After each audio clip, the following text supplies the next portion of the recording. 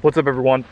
Welcome back to the channel. All right, so for those of you that remember, this is my 1997 BMW 1100 RT. Got wrecked in the front. I went through the process of rebuilding, you know, the exhaust and the timing case, struts, forks, trailing arm. What else do we do? And then obviously the wheel, the calipers, the brakes. Still don't have the ABS hooked up on it, even though it's still, it seems to still be working, but the front is not hooked up.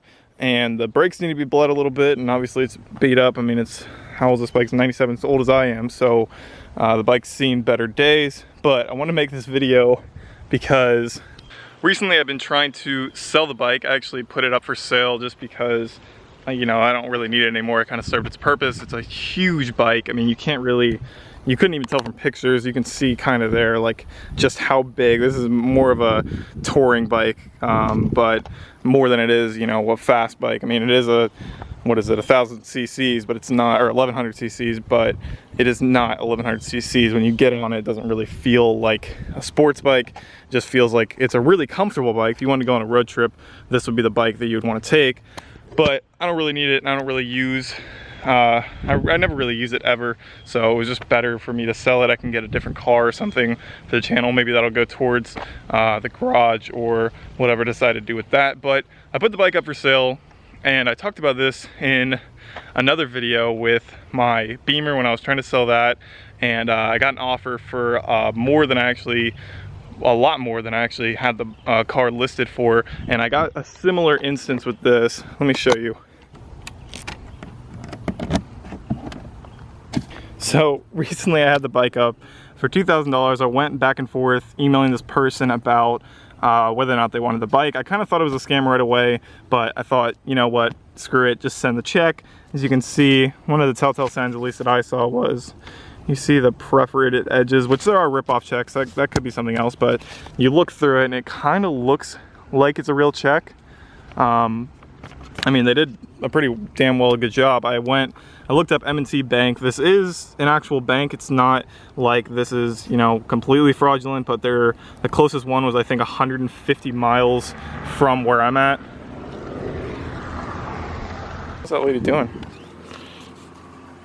But the check was, or the closest M&T Bank was, yeah, like over 100 miles from me. And then I went and looked up this place. It's actually a 5-star rated dealer in New York. And I thought about calling them and seeing whether or not they know about this, because more than likely they don't. More than likely this check's not real, but I wonder if they know that someone's actually using their name fraudulently, you know, to write these checks and do these Craigslist deals. I originally had it up for $2,000.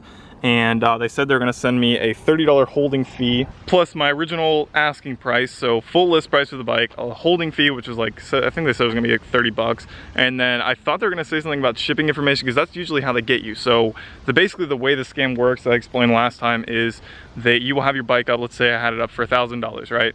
And they go, okay, I wanna buy the bike, make sure that you hold it. So they might offer a small amount, like 50 bucks or 100 bucks. And then they will go ahead and send you a check for a significant amount more, probably at least double, just to cover shipping costs, usually around an extra $1,000. So they'll go, okay, I sent you overage, so I sent you $2,000 plus, we'll say 50 bucks or 100 bucks. So you got $2,100 when your original list price was $1,000.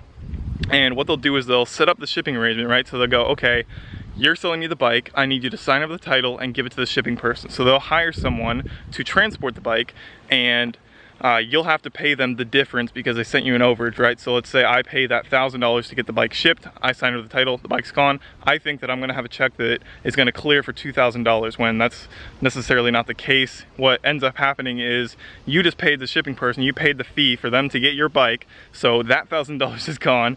The check is gonna bounce in the first place, so you don't have that. So now you're out the bike, you're out what you paid in shipping costs, and you're never going to see the bike again, more than likely, especially something like this where it's not that valuable. I mean, some people, like I saw, there was another story about a guy and his wife who ended up selling, I think it was like a C6 Corvette, nice little Grand Sport, $50,000 car, well, at least back then. And they tried selling it, they got, same thing, bounce check. The bank actually thought it was a good check, and they usually do it towards the end of the week, so they might do it on like a Friday or a Thursday, somewhere where they know that by the time you get to the bank and actually deliver the check, if they can't automatically clear it, it's not going to clear till Monday. So if they can finish the transaction and convince you to send it out before it actually reaches over the weekend or whatever, then not only is it gone, but you're not going to know till Monday morning. So that's what happened to this guy, and ends up Monday morning, check bounces, Corvette's gone, ends up, I forget where they were, but I know it ended up in Chicago, which was like 4 or 5 states away from him, for like 30 grand. So it wasn't that hard for them to track it down. Obviously, when these people, you know, if you're doing a Craigslist deal and you want to ask for the VIN or anything, that's a pretty telltale sign in finding the bike. So I'm gonna put these up on the screen just so you guys can read them a little better versus being on my phone. But something else they do is they'll give you some kind of, you know, like some kind of excuse for not actually being able to come and see the bike, or why they have to transport it. I know that my uncle's mom, I don't know what that would be called, is that great aunt maybe? I don't know, but doesn't matter. It was, his mom was trying to sell her car because they had 2 cars.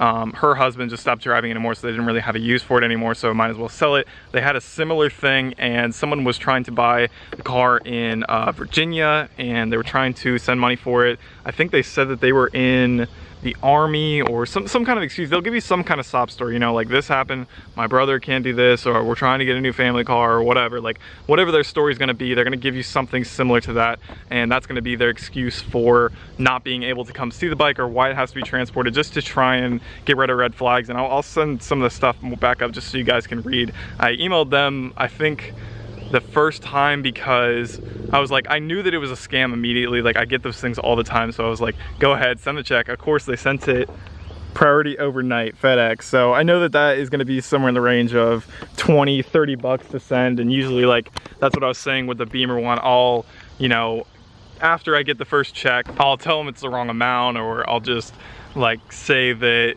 something's wrong with it, or it's torn, or I can't do this, or something happened, whatever, just to make them send more. And then I kind of see how much I can actually, you know, eat up of their priority overnight mailing things. Because, you know, some of these, like the return address was really weird too. It was like, oh, it was in Texas, so I guess that's not too weird. I thought it was Chinese for some reason, but yeah, I just want to show you guys that. I know I'm getting rid of this bike, so that's gonna be sold soon. I'll be doing the cost analysis on what the bike actually costs, because I know some people were asking me, and I actually got the bike for 350 bucks down in Daytona when we were down there for the races. That was like one of my first videos after the original Porsche one. God, the cicadas are so bad.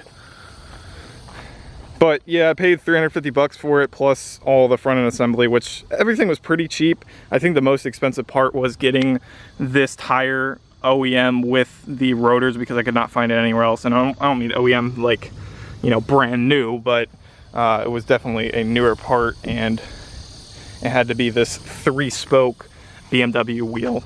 But just want to make that video again, just to show you guys that to stay away from these Craigslist deals. That one has been around for a long time. Like I've experienced that even way back when I was selling my original, one of the first project cars I bought, which was the black 944 Porsche, and it happened then, and it's happening a lot more frequently now. You know, I get them. I have 3 or 4 vehicles up for sale right now, and I get that all the time. So I just want to make sure that you guys are on the lookout for that. Most people already know of it, but you know, if I can put this out and a couple more people don't question that, or like it just happened to one of my family members. So, you know, if I can put this out there and then somebody else can avoid a Craigslist scam, or maybe mess with them and, you know, keep trying to get them to send as many priority overnight packages as they can, just to bleed them until they're not scamming people anymore. But that's it for this one. I hope you guys enjoyed. If you did, drop a like down below. Thank you guys for watching. Consider subscribing to the channel, and I will see you guys next time. Peace.